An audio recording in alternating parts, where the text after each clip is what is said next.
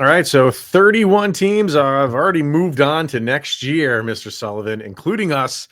Why not take a look at what our Stanley Cup predictions are for next season? Let's do it and have some fun. New episode of Locked On Avalanche coming at you.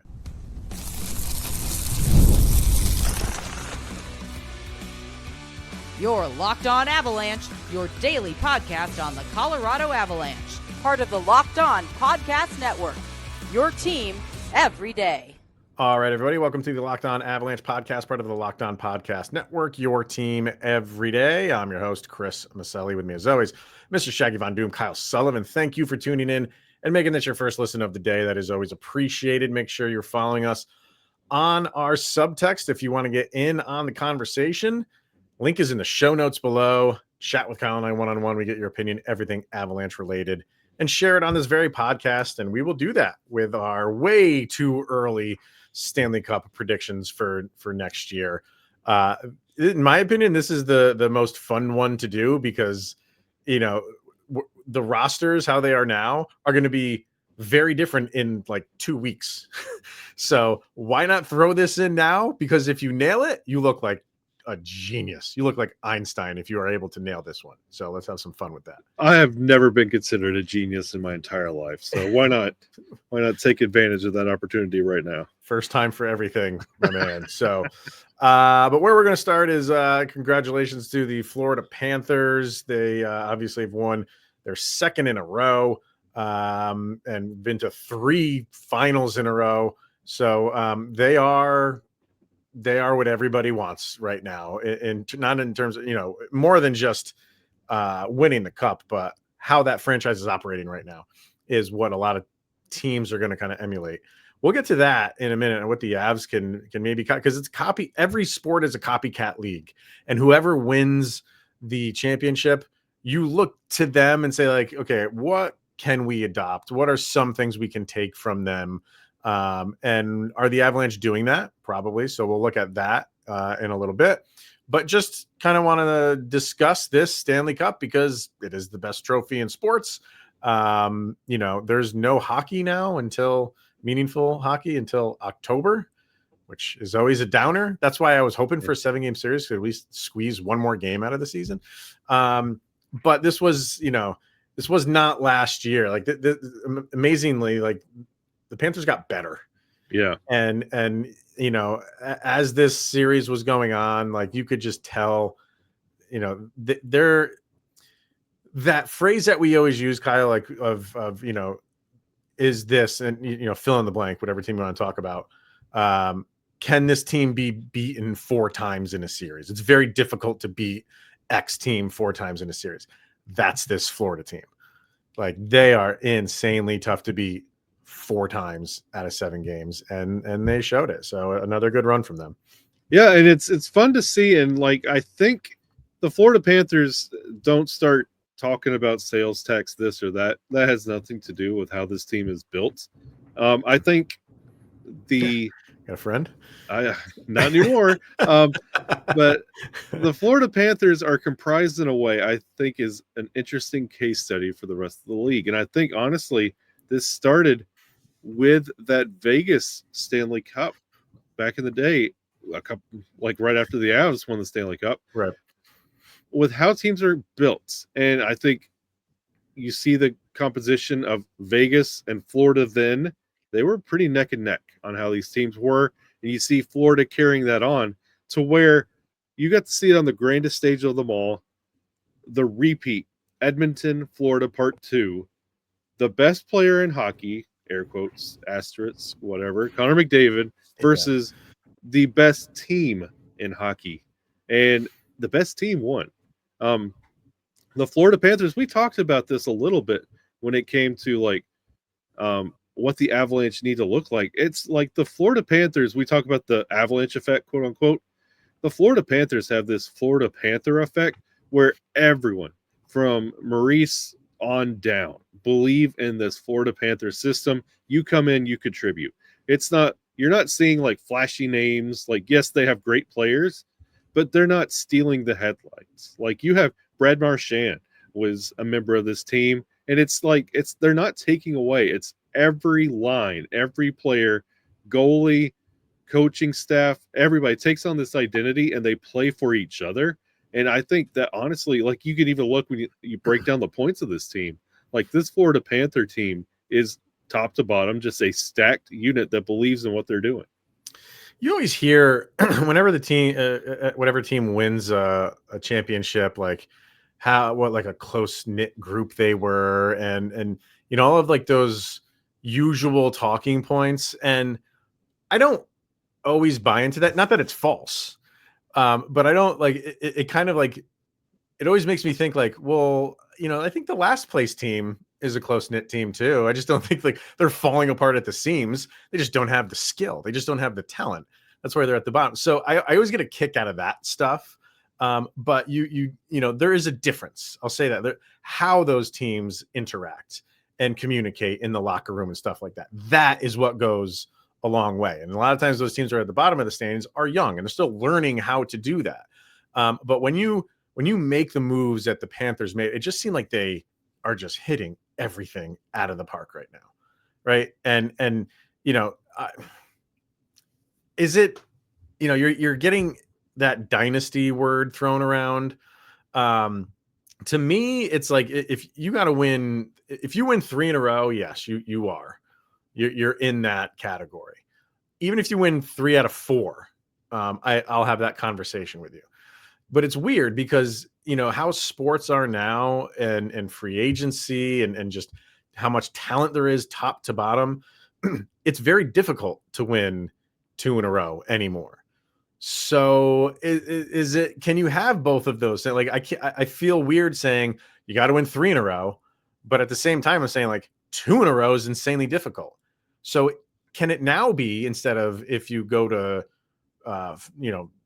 if you win 3 out of 4, can you back that up to say what the Panthers did, win 2 out of 3?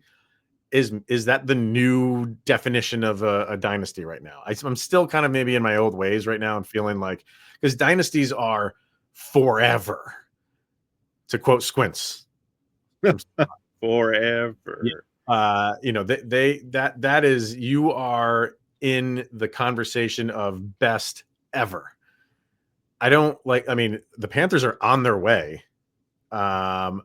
Can I put them in there right now? Like, I think you win 2 in a row, you're on that verge. And I think, to push any team over that verge is to win 3 in a row, then yes, we're not even having a conversation anymore. Yeah, I think we can have that dynasty conversation when they do one more, but be on the lookout because this team they're good. This is the Florida Panthers. And I know the Avs met them in 96 for their first Stanley Cup, but let's not act like this team was anything up until just a couple years ago. You did not take the Florida Panthers seriously.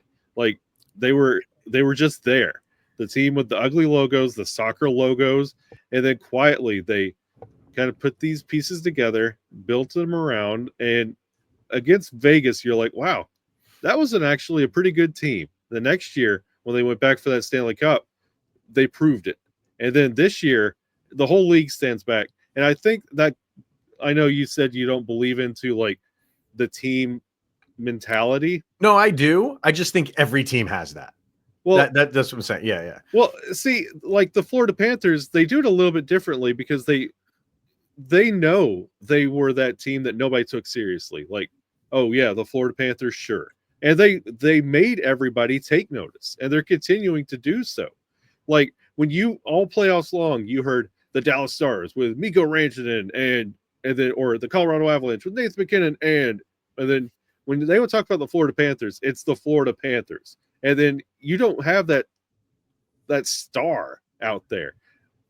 This for team, Florida, well, I mean, they got stars, but it's not McDavid but not, level. Yes, right. Yes, you're not McDavid. You're not Mikko Rantanen level. You're like every match, maybe the closest, I'd say. Oh yeah, you don't have like Ovechkin, where if you're making a quick 10-second commercial, you're throwing out names, and then you're like against the Florida Panthers because it's just the way this team is built. And I think I respect what Florida's doing, and like to see a coach truly invested and like the fans buy into it. Like they're taking not just the league, but they're taking the championships. And if they win one more, this could be one of the better runs of a dynasty in the National Hockey League. And let's not forget how they got into the playoffs in this run for the first year, the year they ended up losing to Vegas, but they backed into the playoffs because the Pittsburgh Penguins couldn't get they needed I think they needed a single point in their last 2 or 3 games. And those were against teams like the Blackhawks. I know it might have been the Blackhawks twice, but I know it was, and they could not get a point just to solidify that last playoff spot. So they back into the playoffs and are up against the mighty Bruins, who set records that year, and they beat them. And they go on a run, and now here we are. It's incredible to see what they've done. And so, but just to go back to that thing about, locker rooms and how teams are constructed and how they get along. The one thing that I did like was how they passed that Stanley Cup around. Yep. Giving it to the guys first. That's always the thing. The captain always gets it. Really, it's who's he handing it to first, and who are those first few guys that are getting it. And I do like what they did. And they gave it to guys that have never won a cup before and that were not there last year with the team. They got it first. And guys like Kachuk and Barkov, they were at the end of the line getting it. I really like that because it happens so many times. Like the big names get it first, and then you're not that your interest level goes down, but it kind of does as you're going down the lines essentially of who's getting it. They gave it to the guys that put in just as much work but don't get the recognition and who have never been there before. I really like that. I thought that was a good touch. Yeah, and it's hard to hate Florida. Like it really is. It's like you respect what they're doing. They're doing it the right way. They don't play with LTIR. Like you respect Florida, and when they do things like this, you're like, sure, good on you, and then you go about your business. I was leaning Edmonton and wanting to see Edmonton win this, but as the clock is ticking down, and this thing is in hand, I didn't have any hatred. I didn't have any disdain. This wasn't like Vegas winning it for me. It's like, oh, Vegas is a good, or Vegas, yeah.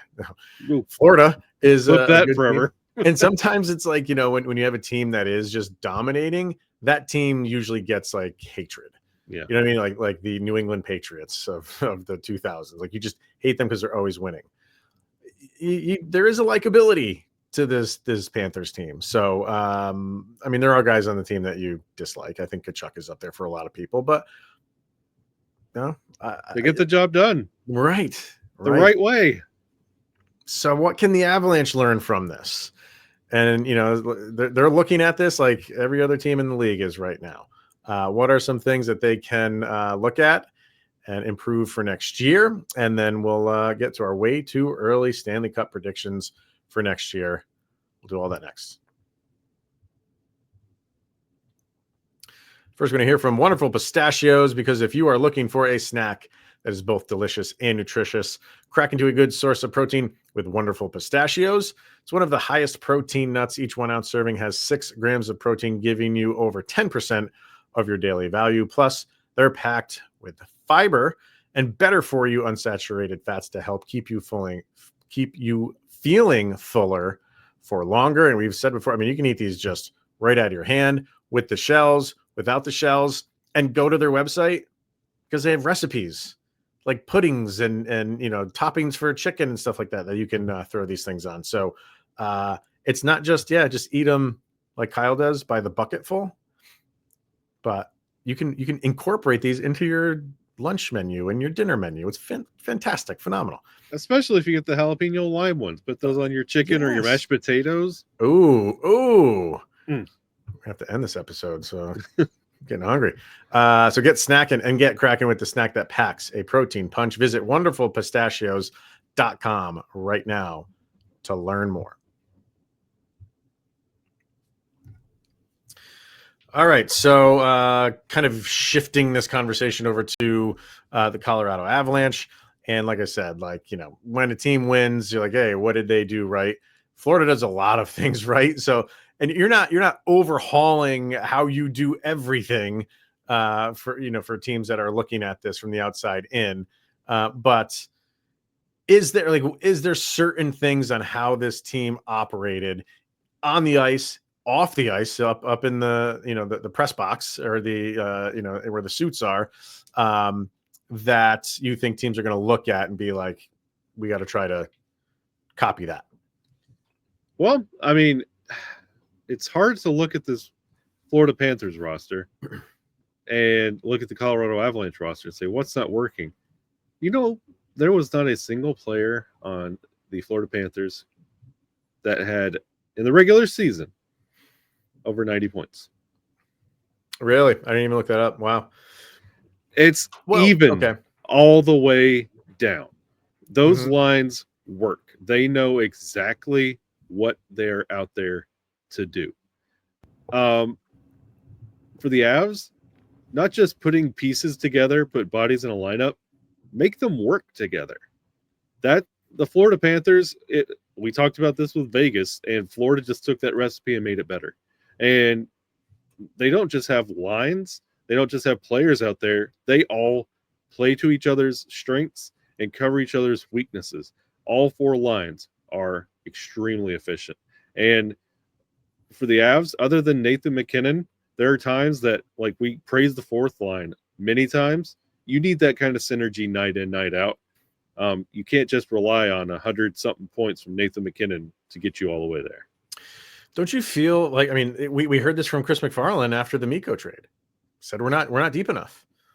So, it's almost like he could foresee the team that's going to win the Stanley Cup has depth. Florida's got depth across the board. And it seems like the Avalanche they're trying to trend in. That was part of the reason why they had to give up Mikko. And they did. They got deeper, and I feel like they are a deeper team going into next year, because you have to. That's a great stat that you threw out about, none of them were over 90 points. I'm not saying Nathan McKinnon needs to tone down how he's playing the game and not score 100 points anymore, Nathan McKinnon. No, like, you still want those guys that are just impossible to guard. But they do what the top line does what they do. You don't have to worry about them. It's all of the other lines that you have to worry about. And I think, that was part of what they were trying to accomplish at the trade deadline and heading into the playoffs. And now going into next year, you have most of that team still intact. So I think the Avs are feeling pretty comfortable.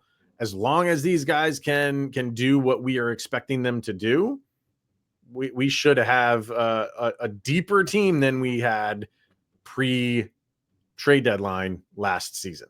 So yes, like that. I mean, but I don't think that's a mystery, right? I don't think that's Florida on the ice. Florida's not really doing anything that other teams don't know how to do, but they maybe can't do it because of that depth. The Avalanche, maybe you can make an argument that, hey, if they could, the Avalanche could be a very formidable four-line team heading into next year. No, the Panthers they have the same knowledge as everybody else, but they're doing it better, and they're handling their finances in a way where you can go get Brad Marchand as a home run lap during the trade deadline to be like, sure, we're really serious about this. We'll pick him up for fun, for nothing, honestly, because our rosters, because everybody else, and the Avs are guilty of this every single year, they get right up against the cap, they're cash strapped, and somebody gets hurt, and they are scrambling all year. We got to find our third. We got to find our. You're just putting pieces in there. Florida has, your play style, you could play down here. On this third line, trust me, you're going to be fine. If you look at those points, it is even distributed all the way through. Like, they even got 17 points out of AJ Greer. Like, they know what you're supposed to do, who plays well, and it's not putting pieces in. It's, you're going to fit good right in here, and you're going to fit exactly what we want out of our third line. Like, they know exactly, plug and play, what to do, and they're not overpaying for everybody. And it's not head scratching and, what are we going to do with this contract? Florida just says, hey, we got you. And they handle business like a business instead of constantly scrambling when things don't go their way. They even have the defense and goalie position solved. Like, they know what they're doing. Yeah. I mean, on the ice, I feel like, they, as far from an Avalanche standpoint, you look at that. You look at, okay, they got depth, and like you said, they're slotting guys in and knowing their role and executing it. But from a front office standpoint, they're just they have the Midas touch right now. This is like when, Sakic was running the show towards the end there, and just every move he was making was just a home run. And you saw all the memes coming out about don't make moves with Joe Sakic. Joe Sakic, if you see him on your caller ID, don't answer the phone. Like, because that was the world we were living in, where everything he was doing was just churning out just perfection. And it led to that Stanley Cup victory.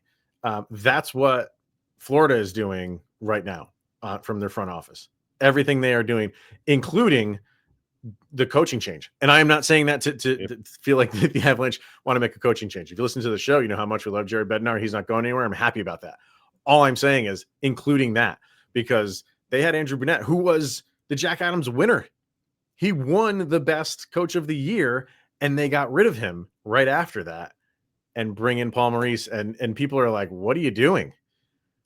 And even that has been chef's kiss. So they're just on a level right now that is very difficult to match. And will they come down eventually? But right now it's just they can't miss. And see, that's the thing for the front office in Florida. They know what they want. And like for the Avs, for the past 2 years, you've had to reboot your team at the trade deadline and to start the year. It's hard to have depth when you're looking at the trade deadline. What do we have? Like, that's the difference in Colorado and Florida. Florida knows exactly what they want, and even all the way up to the coach. If they have to make a move, this fits our system better. Colorado, they have to reboot and try, like, do a little bit more research. Understand what exactly you need to add to the pieces, like Nathan McKinnon, like Cale Makar, like what works, what doesn't. Like, not having these little projects of, well, maybe he can, maybe go out there and get what you need and then worry about all that extra stuff later. The Colorado Eagles are for the projects of maybe he can. Don't occupy roster space with maybe he can. Go out and get what you need and go win a Stanley Cup. And for all those people who are, really concerned about the Avalanche, with the lack of draft picks and stuff, and they don't have any this year. Well, they have 2, 4th and a 7th.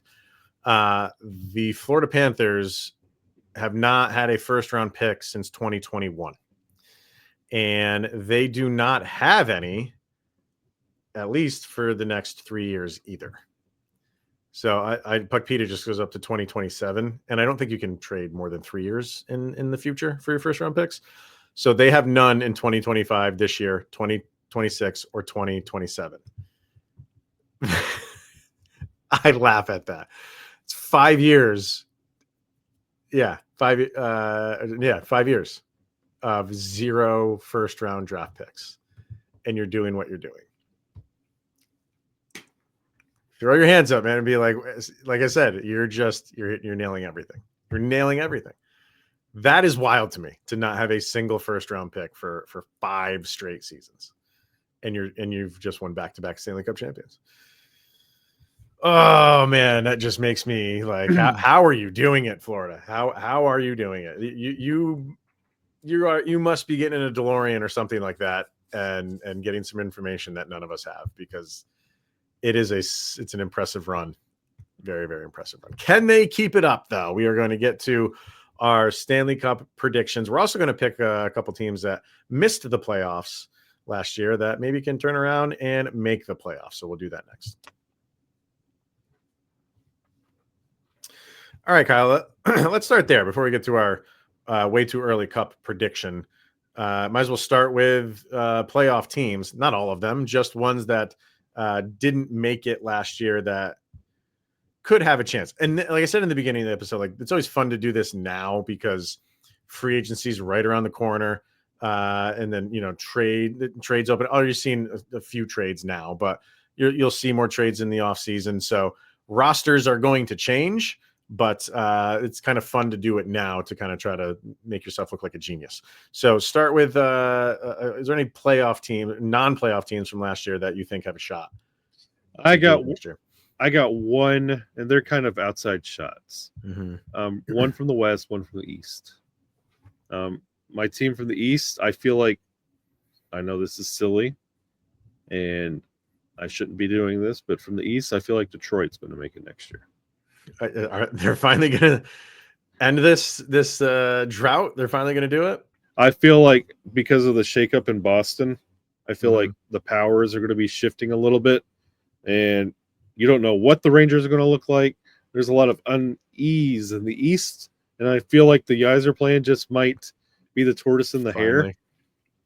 So I feel like Detroit's going to make it in. All right. And just because it can't happen twice, I feel like Nashville could be knocking on the door of the playoffs next year, just because.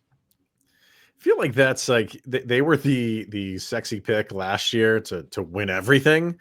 And now a few early grumblings of they're the sexy pick to just make the playoffs for exactly what you just said. Yeah. It can't happen 2 years in a row. I feel like they've learned a lot in that first year, and I feel like they're going to also understand what they need, and they're going to apply that in the offseason, and I feel like they'll make the playoffs next year. I got an East and a West, and I'll throw out just a crazy, wild team because why not? In the East, I think the Islanders can make it.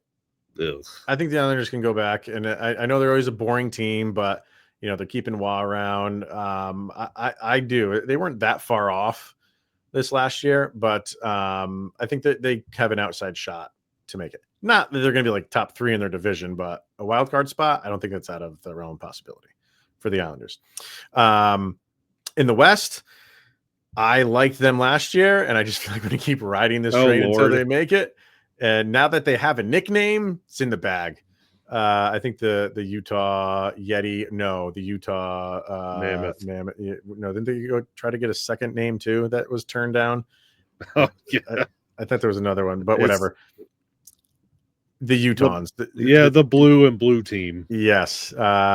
They should be even more. They're incrementally getting better and better each year. And they were another team that was not that far off. Like, it was later in the season this year anyway, where they were finally eliminated. So could they take the next step? Maybe. I don't hate that one. The Islanders, I don't want to see the Islanders in a playoff series. I don't want to see more Islanders games than I have to. But I feel like Utah, they might knock it on the door.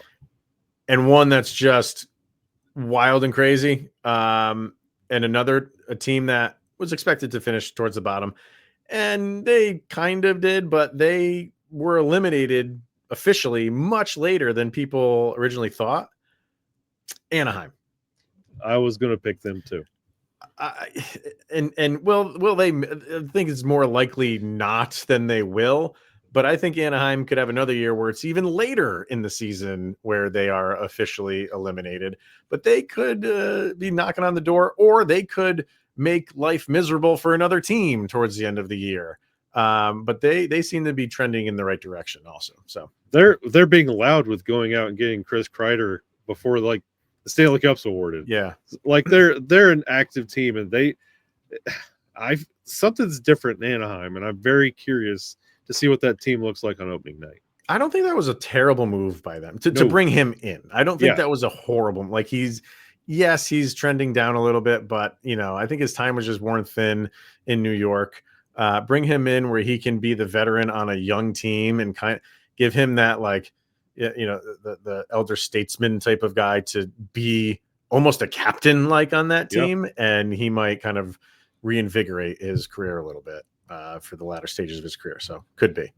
Let's get to some, let me get to, you want to do some subtext people here? Cause before we do our picks, and I'll throw, because I threw out both questions to them, so we'll hear what they have to say for both these questions. Electrician Ziggy says Panthers are going for the three-peat, which means the Avs are going to shut that down and spoil yet another three-peat. Yeah, that is the word on the street of when Florida teams are going for 3 in a row. The Avalanche are there to stop it. So that might be like the fun matchup because of that stat. So I think you're going to get a lot of Panthers Avs for next year. And he says, well, go ahead. 30 years since we faced off. Very true. Look at the list. Yep. Yep, that would work out too. He says, while the Sens made the playoffs, they lost in the first round. I was really hoping to see them make a solid push.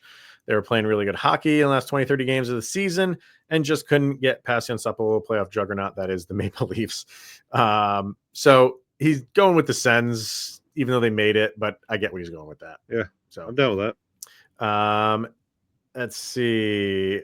Adam says, I think the Jets will take a step back, and Dallas without DeBoer might also. Wow.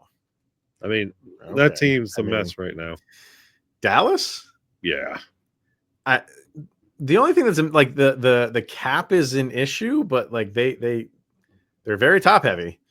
And so whoever you're bringing in's got to like who you have. Yeah. And if it's not working, pieces will move. So he says, so while it's a bit of a homer pick, I think the door will be open for the Avalanche to get back to the finals. They'll see Toronto when they get there. So he's got a Toronto Avs matchup. And it says the team that gets in that wasn't there will likely come out of the East. Hard to see the Rangers staying down. But I think it's Detroit that makes the push and gets in. I want to say Columbus, but every time I think they're close to turning the corner, they can't. And honestly, they overachieve every year. That's like the Sabres. You always think like the Sabres are going to take that next step, and then they somehow take a step backwards, which is crazy. Mark says the same thing about Florida and the Avalanche. And he picks Columbus for his team to make it. Let's see. Dan, my crazy theory, the Avs need to be, or it needs to be the Avs versus the Panthers. So he's another one with that. And another crazy one to make the playoffs that didn't last year, San Jose. Oh, I like that to is see this wild. I think they will rally around Celebrini. Also, new goaltending coming their way. That would be a huge upset and surprise. I could be down with that. Christina says, as a biased fan, would love to see Avs versus Florida. Here we go. This is going to be all year, man. You're going to hear it all year long. Just so we can take another three-peat away from a Florida team. I think Boston and Columbus make the playoffs. Still kind of surprised by both their regular seasons last year. Feels like Columbus was close, so maybe they push through this season.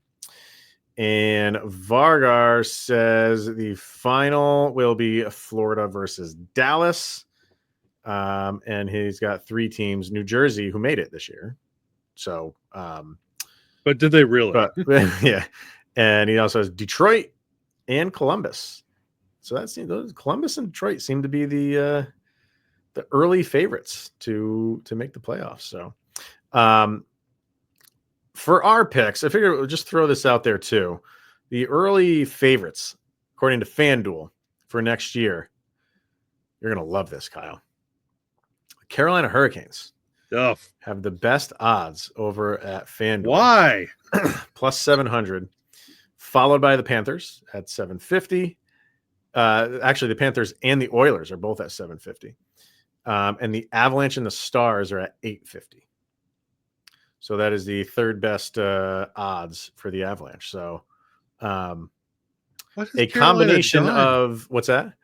What has Carolina done? Why do they keep getting away with this? I mean, that was the Avalanche for a while until they won it. You know, they were always the favorite going in. So it's a combination of Carolina and Florida versus Edmonton, Dallas, and Colorado. And then there's a little bit of a drop off to Vegas. Vegas is the next one at 1,200. Care to guess who the long shot is, the worst odds on this one? Chicago. Yeah, Chicago and San Jose at 50 plus 50,000. Yeah. Wild. Ooh. So having said that, way too early cup prediction. What do you got, sir? I am with everybody. This would be a perfect Avs versus Panthers matchup. Like I know it's like the easy one everybody's picking, but like I feel like it could happen. I feel like the Avs learned a lot. I feel like the rest of the West learned a lot too. And especially with the Avs being so, we love how this team was built. I feel like they could make a push. I'm very curious to see what the Avs look like next year, how they stack up with Florida, because when the Avs go to the Stanley Cup, they have a good record there, and I don't want to see that diminished. They do. So is that your pick? Is that your way too early pick, Avs Panthers? As Panthers.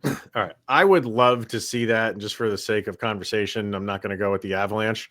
I'll throw a couple teams out that looking at the odds here, they're tied for their odds to go to the Stanley Cup Final. And they're towards the top. Like a Colorado 850, Vegas, then Tampa, and then these two teams.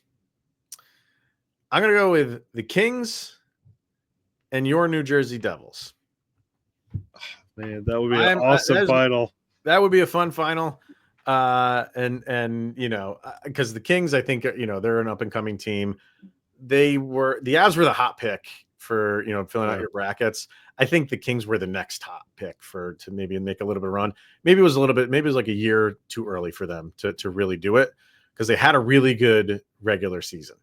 And I think this just goes to show you, it doesn't really matter how you're finishing up your regular season. It matters what happens in the playoffs. And they played well, but just were fumbling leads left and right. So that's a team who might have learned a lot from what happened to them this last postseason. So yeah, them, and then the Devils, just because why not? I don't really have any rhyme or reason for it, but they maybe could be an improved team. That's a team that can learn a lot. And already by offloading Holla, you could tell that they learned what's working and what's not. I would like to see them be a little bit more proactive about fixing some things, but if they can get everything right, like the DNA is there. They have everything they need. They just got to get it all working. So bookmark this, and when we change it about 5 times between now and like a year, or next year, we'll revisit this and how right or wrong, or very wrong we were. Yeah. So, all right, fire away in the comment section. Let us know your answer to those 2 questions: who's going to make the playoffs that missed it, and your way too early Stanley Cup predictions for next year. Yeah, we're going to get a lot of Avs Panthers. I can totally, and you're right. It really could happen. Really could happen. I think a lot of people that would be a great selling point for the league. So yeah, make up for the ratings this year. Let's do it again. So 30 years later, let's do it again. All right, that's going to wrap it up, everybody. So thank you for tuning in and making this your first listen of the day. That is always appreciated. He's Mr. Shaggy Von Doom, Kyle Sullivan. I am Chris Maselli. This is the Locked On Avalanche podcast, and we'll see you guys tomorrow, where you will have made it through another 24 hours where Sidney Crosby's that much closer to being with the Colorado Avalanche. Nick Bonino is his assistant head coach.